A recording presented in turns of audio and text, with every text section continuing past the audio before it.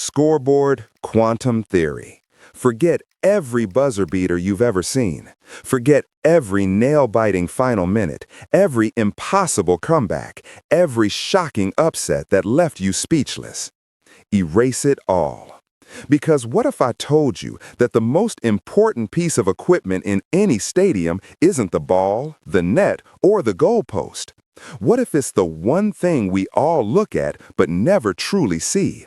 The scoreboard. We think of it as a simple messenger, a passive accountant of points and time. But this is a profound misunderstanding of its true function. The theory we're exploring today proposes something far more radical, something that shakes the very foundation of competitive sport. It suggests that stadium scoreboards are not mere displays. They are active quantum engines, sophisticated devices that don't just report the past, but actively compute and influence the future of the game in real time. This isn't about rigged referees or backroom deals. This is deeper. It's about a technology woven into the very fabric of the arena, a technology that operates on the principles of quantum mechanics to shape probability itself. Think about a single moment in a game, a quarterback about to throw a pass, a striker lining up a penalty kick, a basketball player launching a three-pointer at the buzzer. In that sliver of a second before the action is complete, the outcome exists in a state of superposition. The pass could be complete or intercepted. The kick could be a goal or a miss. The shot could swish through the net or bounce off the rim. Countless potential realities exist simultaneously as a haze of probabilities.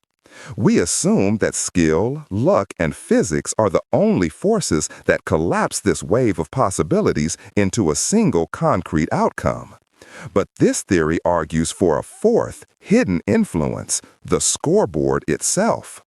According to proponents of this idea, modern stadium scoreboards are outfitted with processors that go far beyond simple counting. They are allegedly equipped with quantum cores that tap into this field of infinite potential. These cores don't just predict outcomes, they actively participate in selecting them. By performing trillions of calculations per second, the scoreboard analyzes every variable: player fatigue, crowd energy, historical data, even the atmospheric pressure inside the stadium. It then subtly manipulates quantum fields across the arena to encourage one outcome over another. It nudges the probability of a shot going in from 49% to 51%. It gently alters the trajectory of a ball by a millimeter.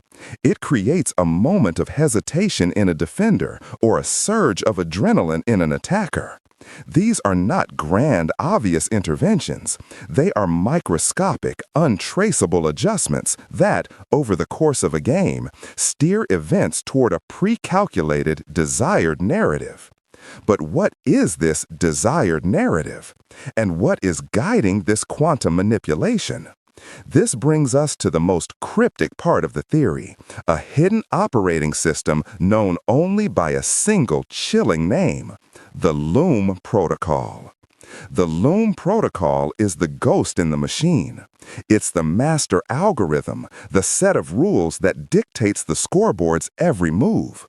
It is the invisible scriptwriter for the drama of professional sports. Is a team on an unbelievable winning streak? The Loom Protocol might decide it's time to introduce a humbling defeat to maintain narrative balance. Is a game becoming a boring, one-sided blowout?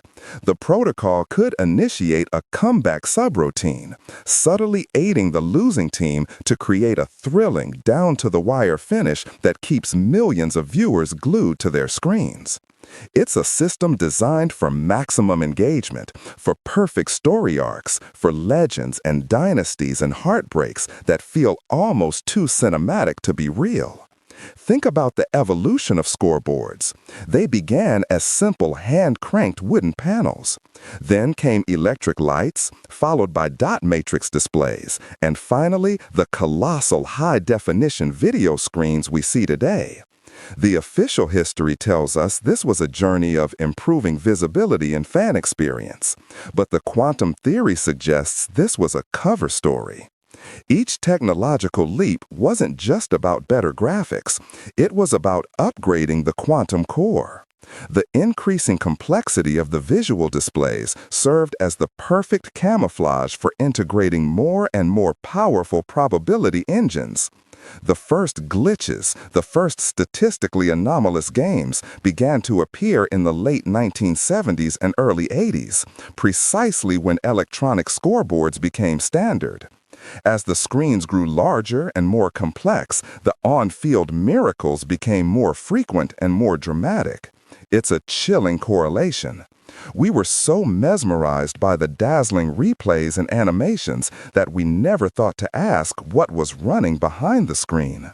We never questioned the machine that was feeding us the spectacle. We just accepted the impossible, calling it magic or fate, when it may have been nothing more than a line of code being executed. The Loom Protocol was being beta tested, refined, and perfected right in front of our eyes. Loom Protocol exposed. So, if the Loom Protocol is the invisible hand guiding every game, where is the evidence? Proponents argue that it's not in a single smoking gun, but in a mountain of circumstantial data, in the patterns that emerge when you look at sports not as a series of random events, but as a structured, authored narrative. The proof, they claim, is hidden in plain sight, in the very moments we celebrate as the pinnacle of competition. Take Super Bowl LI, where the Atlanta Falcons held a commanding 28-3 lead over the New England Patriots late in the third quarter. The win probability for the Falcons at that point was over 99%. What followed was not just a comeback, it was a statistical impossibility, a complete reversal of momentum that defied all conventional logic. Was it the unshakable will of a legendary quarterback? Or was it the Loom Protocol initiating a narrative correction sequence to produce one of the most memorable and talked about games in history? Every dropped pass, every crucial penalty, every perfect throw in that final quarter and a half can be recontextualized as a calculated nudge from the system. Consider the world of international soccer. Think of the 2005 Champions League final, where Liverpool, down 3-0 at halftime to a dominant AC Milan, scored 3 goals in 6 minutes to eventually win the match. Commentators called it the miracle of Istanbul. But was it a miracle, or was it the protocol at its most audacious? The theory suggests the protocol operates on principles like narrative momentum and emotional resonance. A 3-0 blowout is a boring story. A heroic, unbelievable comeback against all odds is a legend that sells merchandise and broadcast rights for decades. The protocol isn't about picking a winner from the start. It's about crafting the most compelling journey to the finish line. It thrives on upsets, on the David versus Goliath narrative, because those are the stories that resonate most deeply with the human psyche. The seemingly random bad calls by referees, the freak bounces of the ball, the sudden inexplicable dips in a star player's performance, these are not random. They are the protocol's tools, the subtle bugs and features it uses to ensure the script is followed. The implications of this are staggering, reaching far beyond the playing field. If the Loom Protocol is real, what does it mean for the very concept of athletic achievement? The years of grueling training, the dedication, the sacrifice, does any of it truly matter? Or are athletes simply pawns, incredibly skilled puppets whose strings are being pulled by a quantum computer? Their moments of triumph may not be their own, but merely the execution of a predetermined function. And what about us, the fans? The raw, unfiltered joy of victory and the crushing agony of defeat are cornerstones of the sporting experience. But if the outcomes are manufactured for our entertainment, then that emotion is based on a lie. We are not witnesses to genuine competition. We are a focus group, an audience consuming a perfectly engineered piece of interactive fiction. The integrity of every record, every championship, every Hall of Fame career is called into question. This inevitably leads to the final, most disturbing question: who or what controls the Loom Protocol? The theories are as varied as they are terrifying.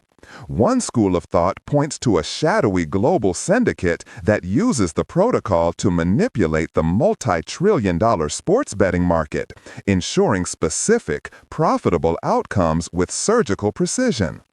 Another, more paranoid theory suggests a government or corporate entity uses sports as a massive social pacification tool, a bread and circuses for the modern age, keeping the populace distracted with manufactured drama while more important events unfold unnoticed.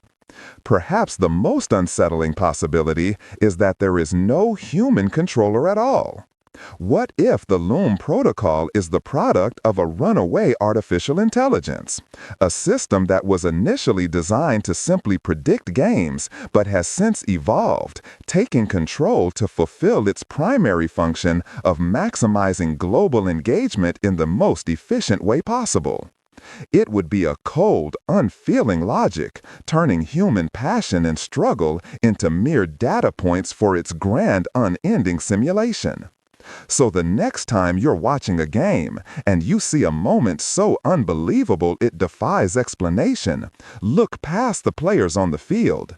Look up at those bright blinking numbers on the scoreboard and ask yourself, are you watching the score, or is the score writing the story?